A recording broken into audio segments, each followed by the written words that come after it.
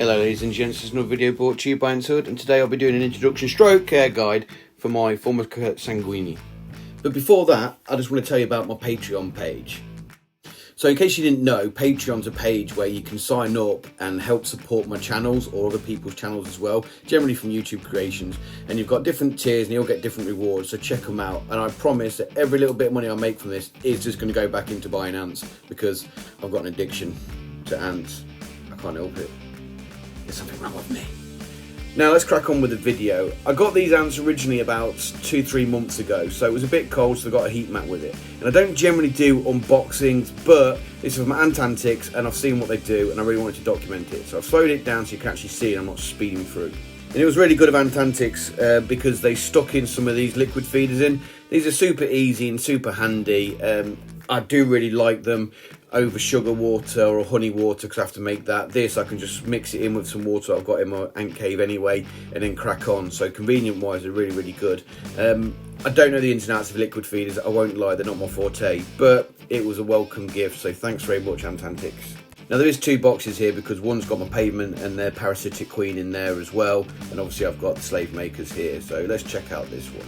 Now when you open it up, you can see there's an instruction guide there with all the information that you need as an ant keeper to know that you can look after these effectively. It gives you stuff like humidity, temperature range, habits, stuff like that, and you've got a nice little information pack, and it's really well presented as well.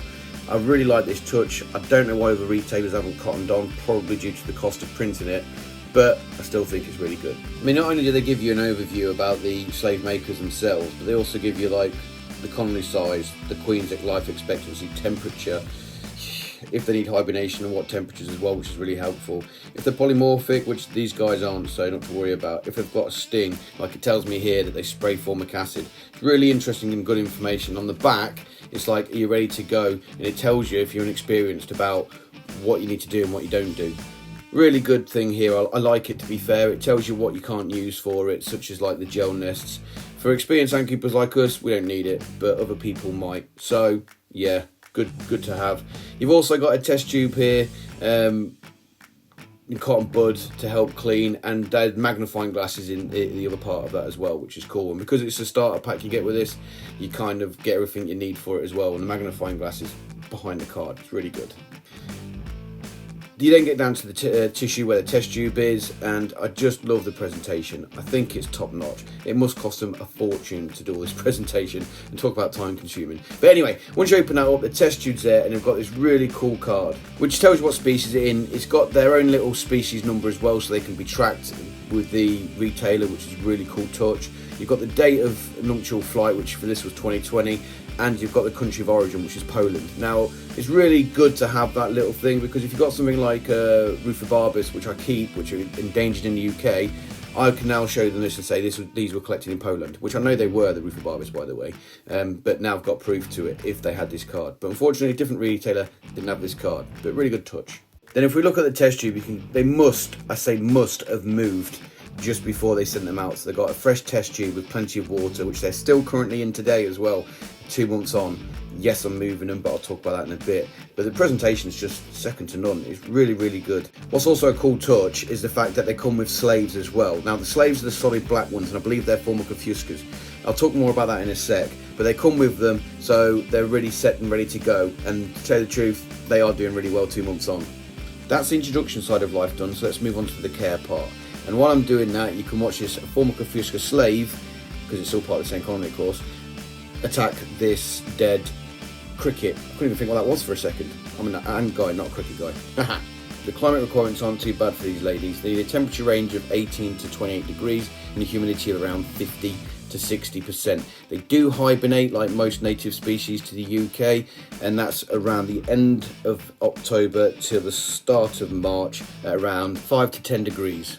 Size wise, the queen's around 11 to 12 millimeters and the workers are around 6 to 9 millimeters. Their feeding requirements is pretty much standard. They need a form of protein, could be given in many ways, and they need some form of carbohydrates, either in those sugary snappy drinks that I've shown you before, or honey water or something like that. Now, these ladies are obviously famous for making slaves, and how they do that is that they will raid other Formica nests. And if you look here, look how aggressive she is towards the subordinate or the slave itself. It's really interesting behaviour, but I'll talk more about that in a bit. Anyway, so they raid these other Formica nests, they steal the brood, and they steal some of the workers as well if they're dead or injured, take them back, and they will raise those brood as their own, so when they hatch they think they're part of the colony, and that's how they trick other species of Formica into their colony and how they make slaves. They get them young, they get the centre of the colony off, so when they hatch out of the pupae stage, they think they're in their home colony. And that's how it works, and it's really, really interesting, and I can't wait to actually get some brood to be able to offer to them and watch how it works. But they will also eat that brood if they don't need them. So if they've got too many brood or collected too much, they will feed the pupae or the brood to their own young, so just be mindful of that. Now, this is what this colony looks like as of today. They only got about 4 slaves left. As you can see, there's a Formica fusca there tending to the brood, and you've got loads of Formica sanguineas there as well. They can be quite difficult to find in captivity because they're a parasitic queen.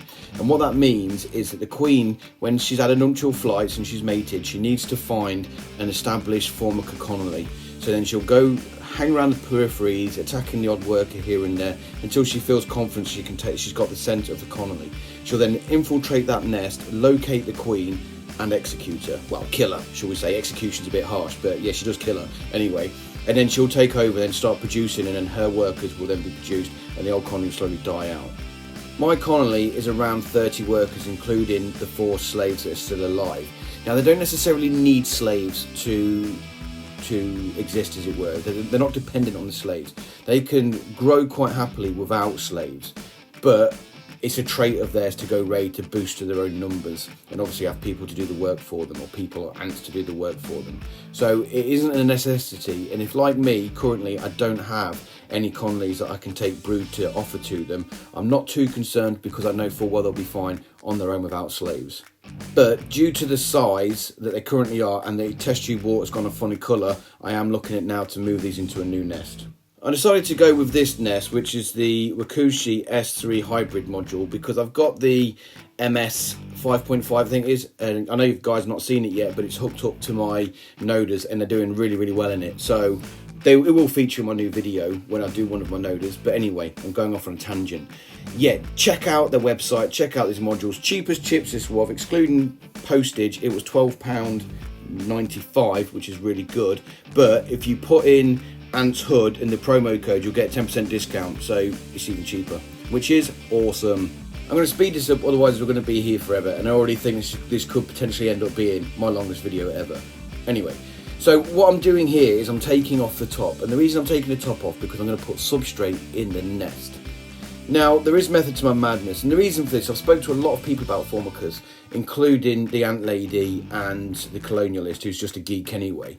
And what tends to happen with the Formica sanguineas is that they grow fairly well, then boom, randomly they have a crash and they all die off.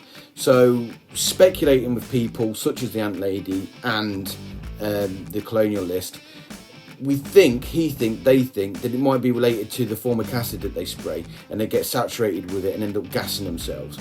So this is why I've moved on to the naturalistic setup. Well, not naturalistic is the wrong word, but this is why I've put the substrate in there and wet it. So it will dry hard and then it's ready to go, and it will absorb most of the formic acid that they produce. And will it work? Who knows? I think it's a good shot. I don't particularly want to put these in a naturalistic setup because I want to see the slave making behaviour in the nest itself. So this is the best option I've got, and I'm hoping it will work, but only time will tell. And obviously, being on my channel, you guys are going to be able to watch it as well. Now, originally when I did this, I didn't put it in the chamber closest to the hydration block because I didn't want the substrate getting saturated with water. But later on, I noticed that there was a lip and the substrate wouldn't come in contact with that water, so I did fill that one up as well. But like I said, you'll see that a bit later when I connect it all up. This is when I first connect it, and you'll see a worker gingerly checking out the nest. Now, if you notice that wire, that is the humidity detector. Yes, it takes temperature as well, but I'm using it for humidity because they've only got a small range of 50 to 60 like I talked about before. So I want to make sure that I don't over humidify them and end up killing them off. So I've put this probe in. Ideally, I would like this nest to have 2 entrances so I can stick one in, and I've already told Wakushi that, and he's going to work with me next time to let me have another port to put the probe in, because I always think best to keep an eye on it because you don't want them to go crazy and die because you've neglected to water them or something. Now, I know that the nest is overhanging. This isn't their permanent spot of living. I've just moved in there so I can do the filming before anyone says. But what you notice I've done here is I've not forced a move at all with these guys, because I am very much, unless I absolutely have to force a move, I am not going to do that. So the test tube is still covered up and you can see the gunky colour, and I've got the nest attached. Yes, it does mean they're going to take a while to move, but it will be a stress-free process that is up to the ants to move when they feel like it, which is what I want, because there's no stress involved. Now, when I've done this, I've found that they move fairly soon anyway, and when they don't, it might be because the nest isn't the optimal living conditions for them, so I need to adjust it a bit more. So bear that in mind when you do the move. If they're moving fairly quickly, because if you look here, this is like 2 days after the nest has been attached, and I've got workers in there, I've got some brood in there, and they're taking food there now as well, so they're obviously happy with the environment in this nest. I took quite a fair bit of footage for these ladies, so check out the top right corner now and you'll see about 10-minute video of all the bits and bobs that I didn't use, so you can watch them if you like. I'll put some decent tunes in. I may even talk a little bit, but generally speaking it's just to watch the ants. But it's up to you if you want to check it out. I would. Well, that's it for today then, guys, but I do have to do a big shout out for 2 Patreons that have signed up. I've only had it a week and I didn't expect to get anybody sign up, so 2 I'm really pleased with. And one of them is my self-proclaimed is the word I'm looking for, #1 fan, PJ Grant 85. He's got his own YouTube channel, so check it out. It's all dash cam footages and stuff like that, so check that out. But anyway, I'll stop talking rubbish, guys. Thanks very much for watching this episode. If you like my videos, please like and subscribe and sign up for Patreon, because that would be awesome too. But that's it for me, so bye bye for now.